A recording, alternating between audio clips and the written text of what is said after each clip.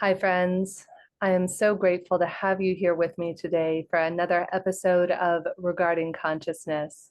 I am a bit giddy and delighted to bring with you a special guest who I had the privilege of connecting with a few months ago at an entrepreneurial group, and then heard about his new book, which we're going to be discussing today.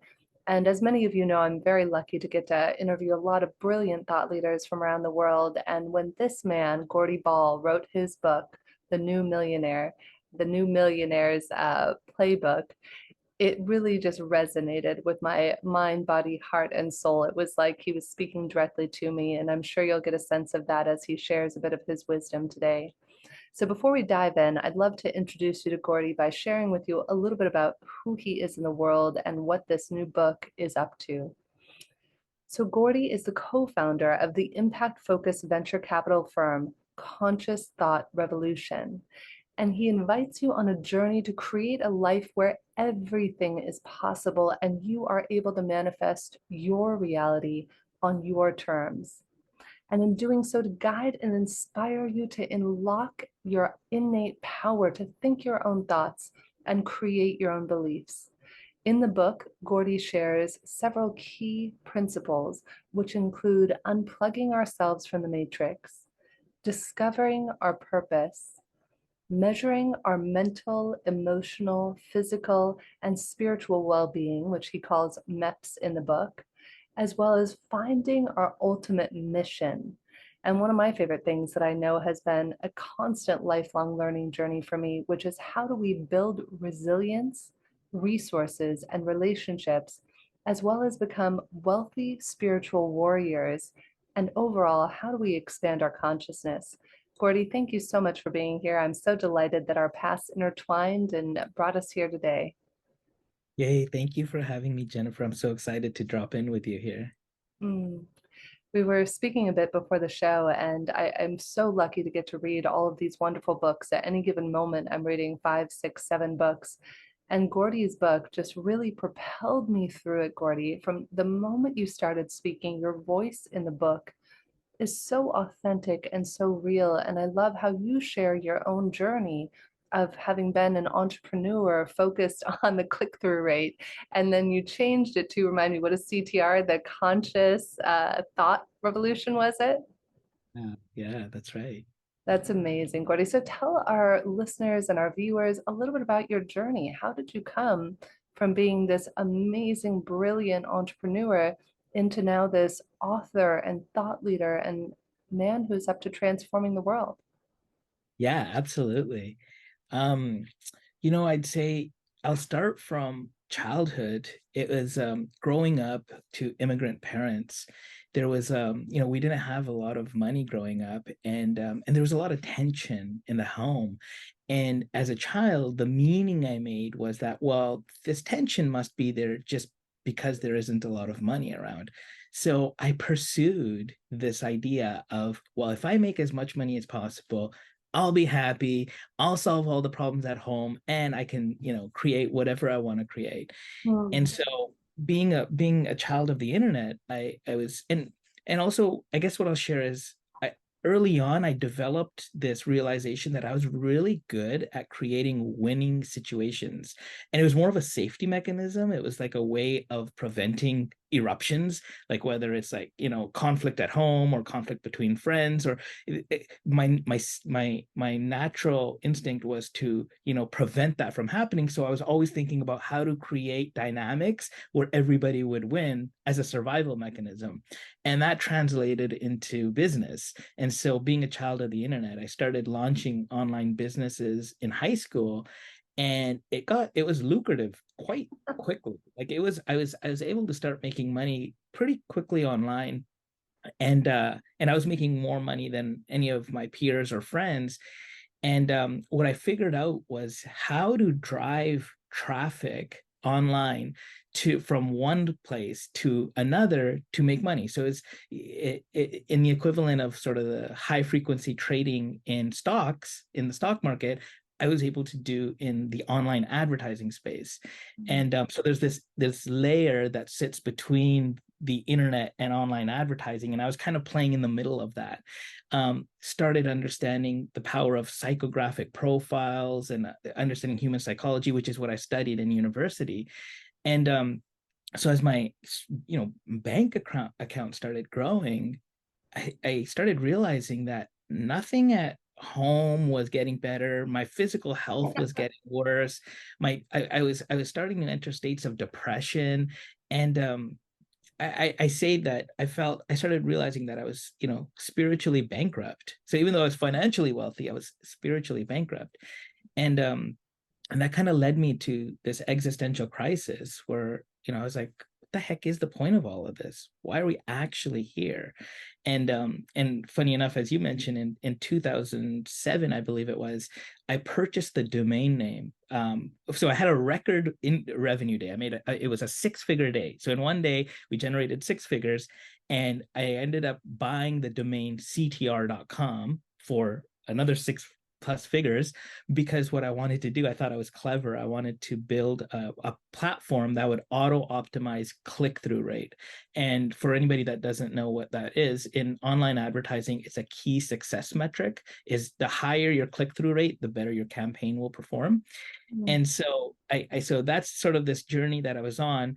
While all that was happening, I there was this parallel moments that were occurring on sort of a global level that really made me take a step back and ask, like, what's actually going on in the world? How's the world working? I had the ability to ask some of these questions and dive deep into these questions because I wasn't in the rat race. I wasn't having to work 9 to 5 and just like worry about being inside of this rat race of a system. And so I had the opportunity to start, exploring and deconstructing some systems. So the first thing that happened was 9/11.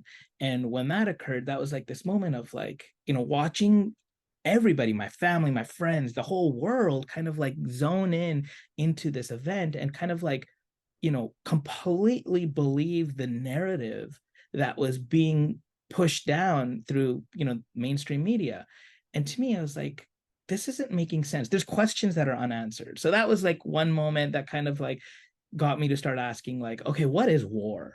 Like, what is politics? What is, like, how does the government actually work? What are the incentive structures? Then, fast forward another 7 years after that, there was the 2008 banking collapse, the financial collapse that you may recall, which people are still, recovering from, 14, 15 years later. And that was another moment where I was like, okay, how, like, those that created the collapse are the ones that are getting bailed out and benefiting the most. So how does this game of money and banking and finance actually work? So I started realizing that. And at the same time, the Satoshi Nakamoto white paper came out for Bitcoin. So I started seeing that there's this paradigm shift occurring. And so as all of these things are happening and I'm deconstructing how the world works in sort of the three-dimensional way and how the power systems work, I started seeing just how the game is rigged. The game is rigged where, a few people and organizations are benefiting at the cost of everybody else and at the cost of the planet. And to me, I was like, this game sucks. Totally, right? Yeah, and so that's when I really started diving deeper, I'd say, into more of the vision questing and spiritual inquiry of who am I? What is the nature of reality? What is human consciousness? And how is reality actually created? How is it rendered? What are the mechanisms by which the reality we live in get created? And that's been the last, 10, 12, 13, 14, 15-year journey. And I went from, an entrepreneur, then I launched a venture fund to invest in companies that are dedicated to raise human consciousness, because what I realized in my vision questing was that if we actually want to solve a lot of the problems that we're facing, we need to focus on root cause. And the root cause is our state of consciousness. What has brought you and I together to have this conversation is because we're so deeply aligned to that. And then now I'm moving. So after the venture fund, and we invested in companies like, you're probably familiar with Aura Ring, and we really like companies that are using data as a force for good to measurably improve mental, emotional, physical, and spiritual well-being. And so we did that. We raised, an 8-figure fund. We deployed into really good companies, some in the psychedelic space, some in the wearable technology space. Really, anyone that's dedicated to raise consciousness. And then after sort of the last 3 years of this crazy a third event. So there's 9/11, there's 2008, and then we had the whole COVID thing happen. And that's when I kind of really went back inward and said, okay, what's next? And I worked on writing this book. And that's how this came to be, is I was like, we need to write a new narrative. We need to redefine wealth. There's $75 trillion moving hands over the next decade, from the baby boomer generation to millennials and Gen Z, who have a different set of values. And so, the old millionaire had a game that they played, which I think is the one that's put us in the situation we're in. So what is the new millionaire? And that's what this book is about. So yeah, that's a little bit about how I got from a child to now this, still a child, just in a grown-up body. I know my husband jokes all the time. I'm constantly like, I am literally a 5-year-old in a 42-year-old body. And so are all of us, by the way. That was one of my favorite things I learned about consciousness. When we're dealing with an upset sibling, parent, child, friend, colleague, we are not dealing with an upset 45-year-old, 23-year-old, 75-year-old. We are dealing with an upset 2-year-old, because most of us have never taken that time to be like, oh, does that hurt? Is something upset? And so then we're lashing out at everything and everyone around us. And I think it's such a beautiful story, because we are all children at heart. And what I really heard you share in that, Gordy, and in the book itself, is this evolution of consciousness that we as human beings, it's our nature to survive, right? It is our nature to want to survive. And yet, this idea of competition is how we built entire societies, our culture, the world. And yet, what modern science, as a friend of ours, Don Hoffman, would tell us, Darwinian evolution by natural selection actually is wrong. And we did not evolve to compete, we evolved to cooperate. And that's really what I got out of your book, Gordy, is this underlying premise that it's not just about receiving for the self alone, as the Kabbalists call it, but it's receiving for the sake of sharing. If I receive, everything I receive is multiplied tenfold by my sharing it with others, right? Absolutely. Yeah. And that's the notion of making an impact, a positive impact in the world. Is it's not about, hey, what can I get, but it's what can I give? How can I serve? And and it sounds a little crazy and woo-woo, but now more and more science, it's like ancient spiritual technologies kind of already gave us this blueprint, but we almost forgot it. And now cutting edge science and breakthroughs in science, quantum physics, are showing us that the interconnectedness is undeniable. And so it's really, how, if we are the universe experiencing itself through us, then how do we ensure that we are operating from a place of radiating love and being in a state of giving, so that then we are receiving? That's what regenerative is.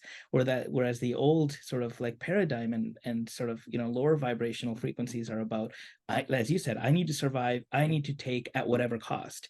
And that game is, we are at an evolutionary shift in our species, where we are coming to the realization that game is not working. That game does not serve us anymore. We need to make a quantum leap. And so this is why I really talk about, it's the currency of success is not just money anymore. The currency of success is actually impact.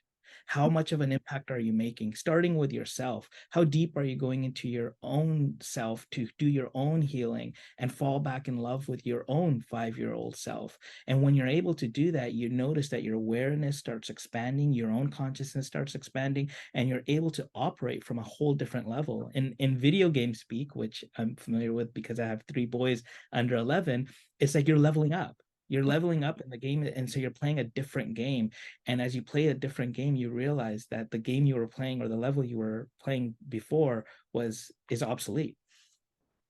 That's so true. I love one of my favorite things in the book is you said, "What does my most abundant life look like?" And that's one of the things I think can be very helpful about a book, Gordy, is that there are so many wonderful esoteric books out there, yet sometimes it can be hard for any of us to then take that wisdom and apply it practically. And for me, I'm a tool girl. Most of you who have been listening or watching the show, you know I have I call it my Batman tool belt. I always like to say that Batman, although he is a superhero, is the only superhero who is not superhuman.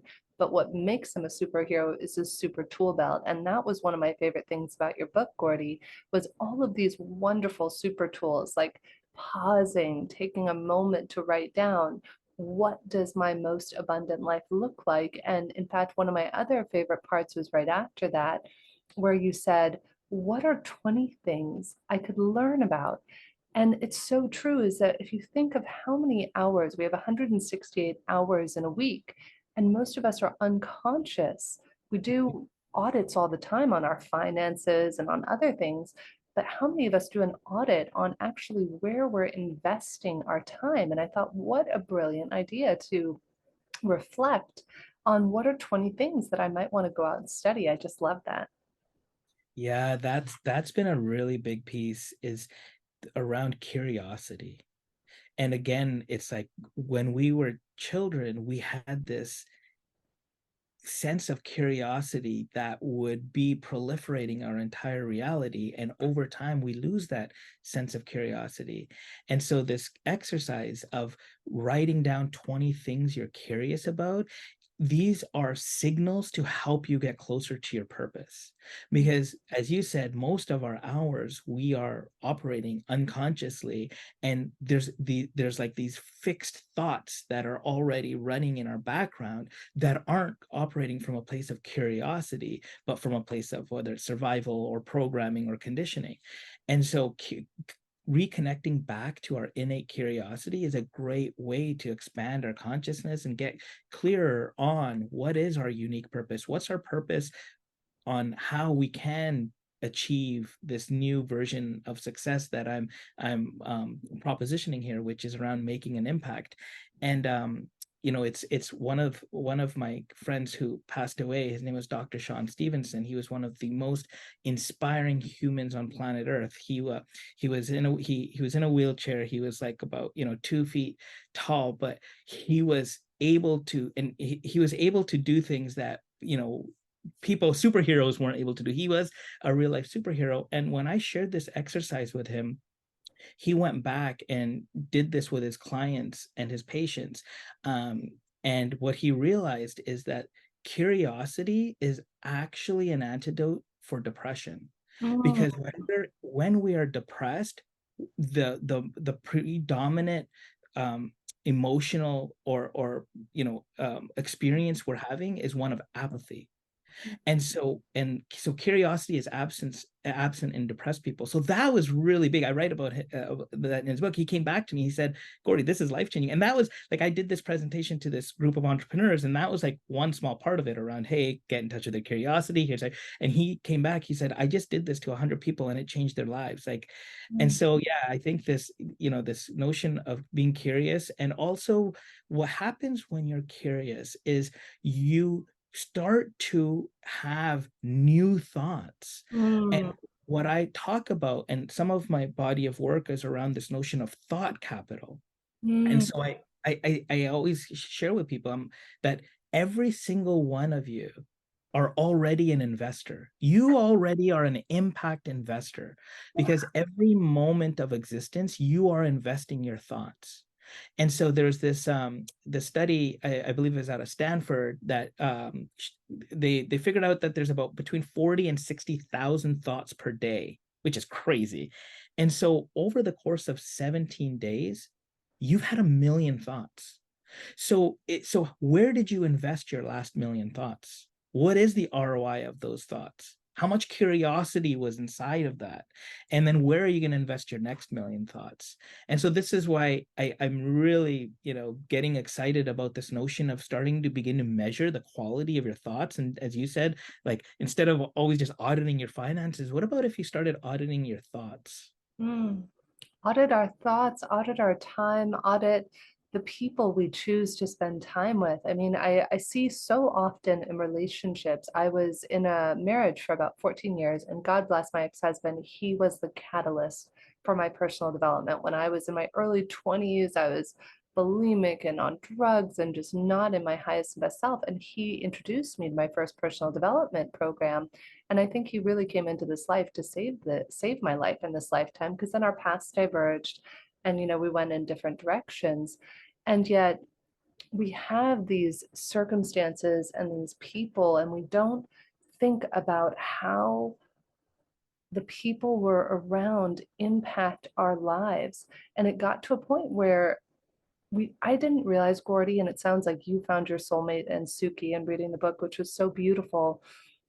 I see so many of my male and female friends who are willing to be with people who treat them badly. Like in the first 3 to 6 weeks of a relationship, somebody's like, oh, this person is putting me down and doing this. And I'm like, oh, I've been there. It's not worth it. And yet we have this capacity, not just in our romantic relationships, in our professional relationships, in our familial relationships, to cultivate compassion and kindness. Though the biggest thing, to go back to the point about the thoughts, we can't be compassionate and kind to others if we're not first extending that same grace to ourselves, which I think is really what you're talking about. Yeah. I'm also curious, speaking of curiosity, I have a thought stream going on right now that I'm curious about is you said you're a tool girl. I think that was the exact phrase you used. I'm curious about, yeah, what are the tools that you're using for cultivating this compassion for yourself? And yeah, I'd love to hear a little bit and maybe we can riff on that together as well. Totally, Gordy. That's why I loved your book. Reading your book was like reading my mind. Like, as I was reading your book, I was like, oh, you love gene keys too. Oh, you love heart math and heart focused breathing. Probably at least 20 of my favorite tools were mentioned in your book. I love, for me, inner child work is the big go-to. I never miss a day because I don't know about you, Gordy. If I don't check in with my inner child I normally do it right after I meditate. I do some heart focused breathing, then I put my hand on my heart and I'm like, sweetheart, how are you doing? How are you feeling? And I am often shocked, Gordy, at the emotions that are within me that conscious Jen at 42 years old has no idea that there's this sadness about something. And then she says, well, I was really upset about this. And I'm like, wow, okay, what do you need? How can I provide that for you? Do you do that at all for yourself? Do you do your child work? This is amazing. This what you're describing. So there's a modality called IFS, internal family systems, which you're probably familiar with, which is dovetails with this. And I've been practicing this. I actually dove deep into this during the process of this book, because as I was sharing with you before the talk, is like writing this book was a very self-confronting process for me. And so what I started doing is exactly that. So it's a daily check-in. So I'll lay on my tape. I have a table, and I'll lay on it. I'll turn on the heating pad on it to get the body sort of like relaxed in a parasympathetic state. And I'll check in and it's like, how are you doing? What do you need? How can I love you more? Mm. And the information that's there is like, oh, if I didn't do this, like, what are all the unconscious shadowy ways I'm showing up in my relationships and my partnerships? And I'm just like, holy, and it's been game changing.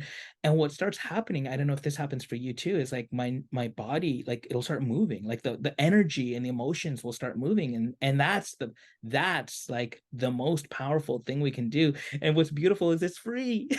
Like it's And it prevents you from like blowing your unconscious drama all over everybody else. Because if I don't check in with myself, Gordy, by 2 o'clock, I will have a tantrum like a 2 year old. And thank God I have the conscious awareness.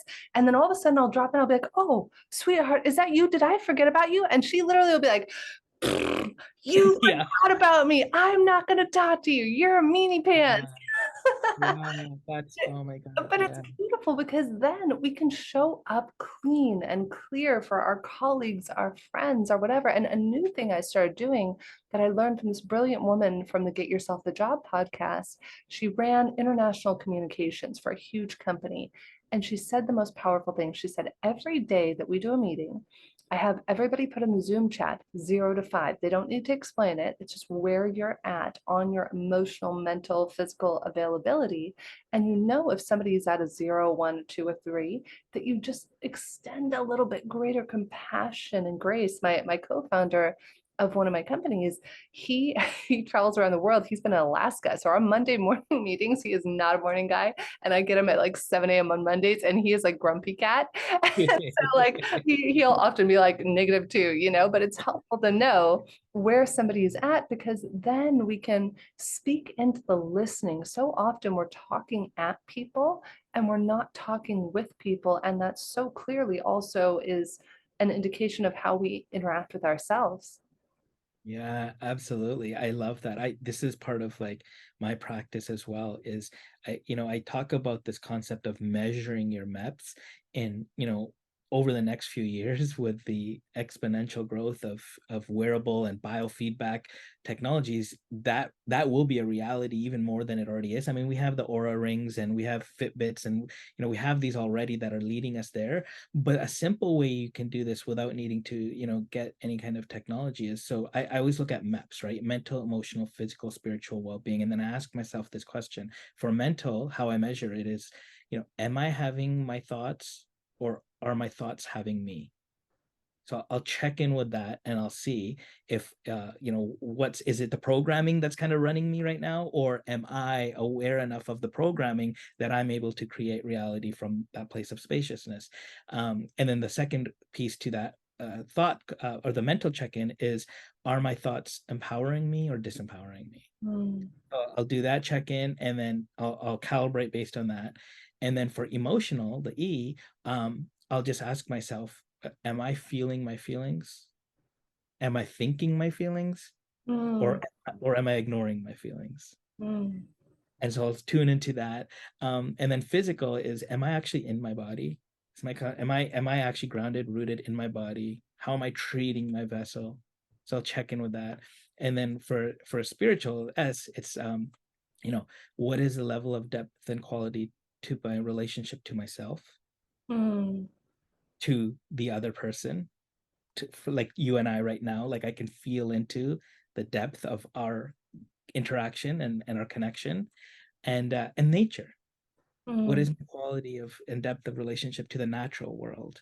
How connected am I to it? So those are the ways that I'm also checking in daily. And so I'm using this MEP skill, and eventually I'm sure there'll be some kind of augmented reality layer that's like juxtapositioned through some wearable lens or something that'll give us a score at any given moment. So yeah, those are ways also or some tools that I'm using for the check-in process as well. That kind of just keep me, in a state of flow and generosity and also impact. And I find I'm also been this is we can geek out on this as well, as I've been really studying and teaching the art and science of manifesting. Mm, We've been hearing about manifesting for years, like with the secret. It's like, think it, it'll happen. But a lot of that, I think, they've bypassed, like for me especially, because like I can live in the sort of spiritual world of like woo. I don't mind it. Like people, are like, oh, that's too woo. I don't mind it, but I also have a ferocious appetite for intellectual stimulation. So my brain needs to understand and substantiate how this is happening. So I've been, studying and teaching about how to engineer synchronicities and how to actually manifest using, principles from ancient spiritual technologies to modern science. And that's been really cool. And I think another thing to share, and then we can pull whatever thread you want that would be most valuable for our listeners here, is so we've had this massive upswing towards this awareness around our biome, right? That's been a big thing, our gut biome. And yes. what I'm learning about now is actually the electrome. Our the trillions of cells that we have, they're all electric. They all have electric activity inside of them. And so there's more and more science that now is coming online around understanding the electric, the frequencies of our cells. And so it's even going, to a subatomic level now. Like the biome is, it's biological sort of cellular level of understanding our system, but to now then to start also peeling the electric, I think that's getting really exciting for me too. So these are the things that I'm like starting to geek out on. Maybe I'll write more about those in the next book. Yeah, I think you would love a friend of mine, Don Hoffman, wrote the book The Case Against Reality: Why Evolution Hid the Truth from Our Eyes. And I think you would geek out on it, Gordy, because we just did an interview with he and Deepak and I talking about, conscious agents and how consciousness is fundamental. I'll have to send it to you. It's a lot of fun. But what I wanted to share, there were two things that I really wanted to pull through that resonated with me deeply in the book of many parts. One of the last bits that you touch on in the book is the idea of magic. And I love that it says behind you, for those of you listening on iTunes or one of the other channels, it says behind Gordy, be the magic. And I think that for years, and you talk about this in the book, we treat things like magic until science can prove it, but science is about 3,000 years behind about what a lot of the Sadiqim, the righteous, the ancients, the indigenous people have been studying for many, many years. And I think it's so beautiful, Gordy, how you talk about these ideas of awe and wonder and magic and synchronicity. What are your favorite ways to cultivate more of that in your life and the lives of those around you? Yeah, so actually, one of my favorite parts of going through this whole process was developing this meditation, or it's an Yeah. activation. Yes. So anybody that gets the book, they can go to the website newmillionaireспlaybook.com and get free access to this meditation. And what I worked on is I wanted to, a lot of my friends, a lot of people that I coach in the entrepreneurial world, they always say, how am I going to find 20 minutes or 30 minutes a day to meditate? And my immediate response is, well, if you don't have 20 minutes, then you need to meditate even more. Totally, yes. But what I wanted to do, being, sort of like having an aspect of myself that is a hacker, I was like, how do we create something that can happen in 7 minutes a day? So I developed this process. It's called magic, and it stands for magnetize, alchemize, generate, inspire, and clear. And so it's a 7-step process where we actually, and it's there's a beautiful soundtrack to this 7 minutes as well. And I guide people through this activation where they're using the energy centers, or in ancient speak, the chakra system, to activate and actually begin to engineer synchronicities. And so I do this, and at the beginning of the day, I'll be like, what do I want to manifest today? And then what limiting beliefs might get in the way of Mm. me manifesting that. Because so the magnetized piece is all about, you again, like speaking about the electron, it's about using the electromagnetic frequency of our field to draw in all the possibilities that are available.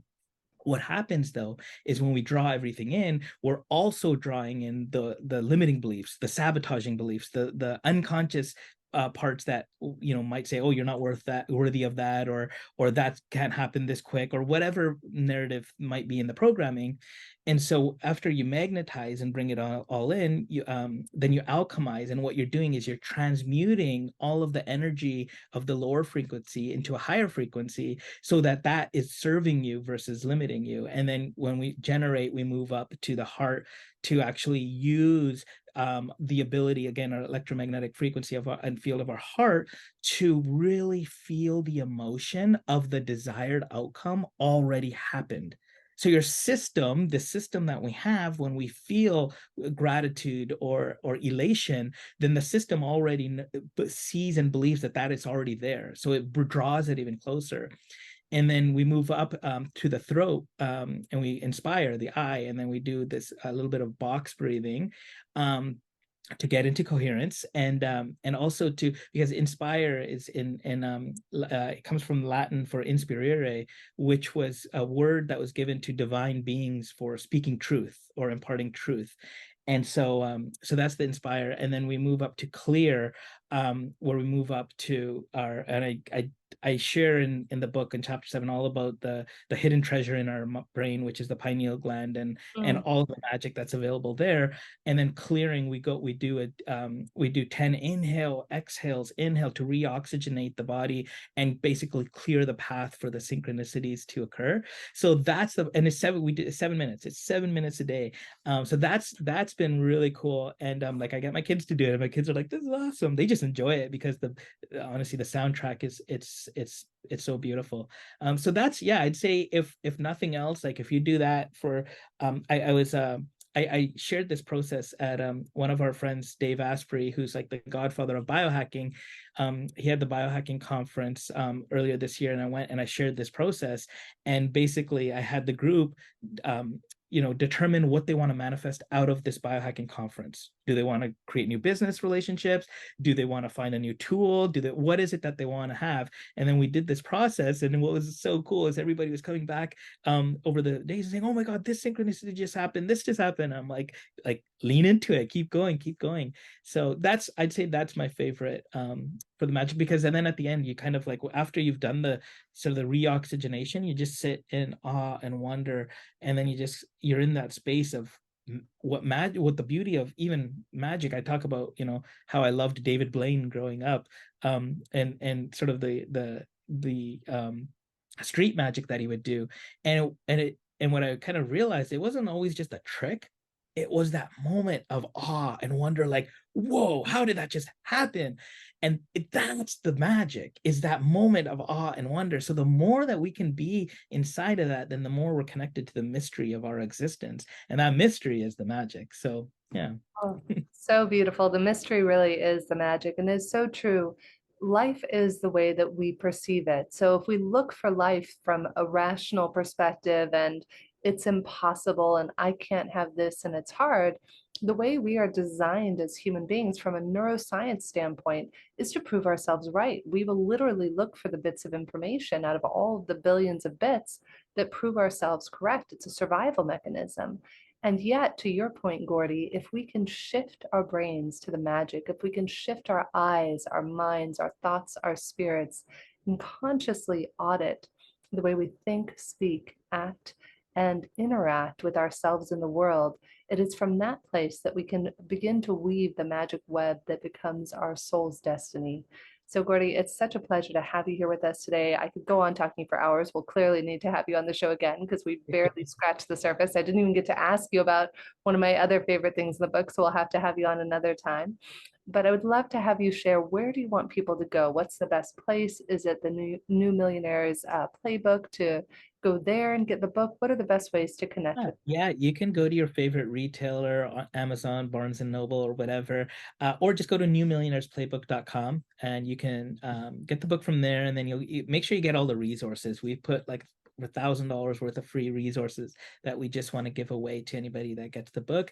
And if you want to learn more, you can just go to ctr.com and you can learn about what we're doing as an ecosystem where we're, helping entrepreneurs and other investors redeploy their capital and their energy towards this notion of measurably accelerating the evolution of human consciousness. And so I look forward to, connecting with any of you. And if I can be of service, please let me know. And Jen, it's been such a pleasure. I'm so grateful and honored to share this space with you. Thank you. Well, thank you for speaking to my soul via your book. I kept wanting to like virtually high five you every time I said, yes, I love it. I love it so much. So I'm intending, whether you go out and get Gordy's book, or maybe you just gleaned the perfect insight or wisdom that your soul needed to hear in this moment. Our intention is that some way, somehow, that you've received something to elevate your consciousness, inspire your spirit, and allow you to step into the fullness of who you are as a human being. I'm Jennifer K. Hill, host of this show and CEO of OptiMatchOhm.app, and it is always a pleasure to get to be here with you and bring you the greatest minds of our time, including Gordy Bal. Thank you, Gordy. Yeah.